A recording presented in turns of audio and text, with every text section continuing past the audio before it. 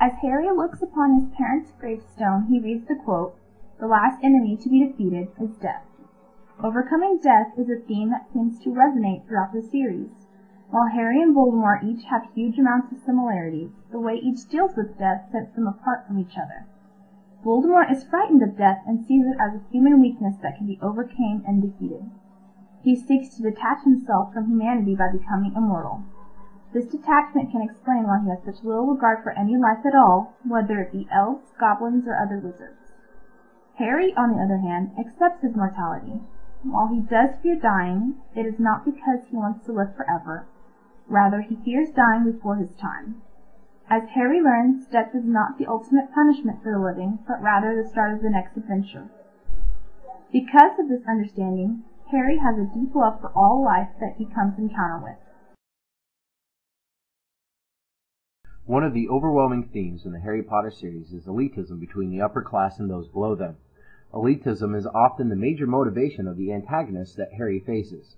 Draco Malfoy, Harry's school rival, often snubs Harry and his friends, especially those in the Weasley family who are of working class. Many wizards that are pure blood want to rid the world of mudbloods and muggles, those whose veins are not pure of magical blood. This is the underlying motive in the Chamber of Secrets and for Lord Voldemort, Harry's nemesis throughout the series. Elitism can even be found in the rivalry between Quidditch teams for Slytherin, who had the latest in broom technology and had won 6 years in a row before Harry arrived, and Gryffindor, Harry's team who practices day in and day out. Elitism also comes into light in the second and fourth book with the upper class and their servants, house elves, and we get to see two very different perspectives between house elves Dobby, who thirsts for freedom, and Winky, who only knows a life of servitude. Loyalty underpins much of the story of Harry Potter and is ultimately the reason for Harry's success in being able to defeat Lord Voldemort. The loyalty of friends that Harry makes in the story illustrates the statement, right from the very beginning when Harry refuses Draco's offer for friendship out of loyalty to Ron. Hermione and Ron also demonstrate loyalty on innumerable occasions, often helping Harry to get into various secret rooms in Hogwarts to defeat some or other of Voldemort's evil schemes.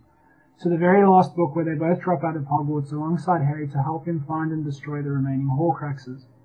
In turn, we might see the actions of these three as well as those of many others such as Snape, Hagrid, members of the Order of Phoenix, and various other people and magical creatures who all risk their lives in the act of being loyal to Dumbledore in his memory.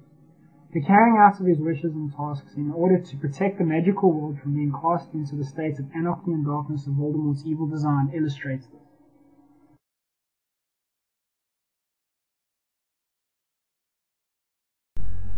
Another recurring theme in the Harry Potter books is oppression and slavery. Both the Chamber of Secrets and the Goblet of Fire focus on the oppression of house elves, a race of creatures who are slaves to many in the upper class.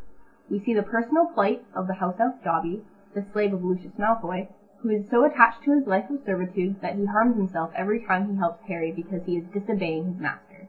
In the Goblet of Fire, we are introduced to another house elf, Winky, who was freed from slavery but did not know what to do since she was no longer oppressed, even getting drunk of magic beer and raving how she hates her freedom and wants to go back to serving her master. This provides a contrast to Dobby, who has been freed during the Chamber of Secrets and is enjoying every moment of his freedom. The fight against oppression is also a big motivator for Hermione during the Goblet of Fire, as she tries to fight for rights for all of the house elves and even forms the Society of the Protection of Elvish Welfare, also known as SPEW.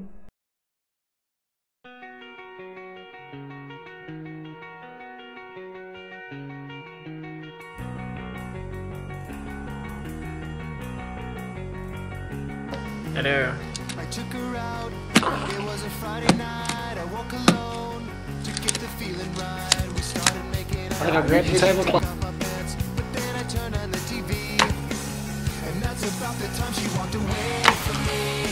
Nobody likes you when you're 23, and I still more abuse my TV shows. What the hell is ADD? My friends say I should act like it. That didn't work out too well. Just keep going.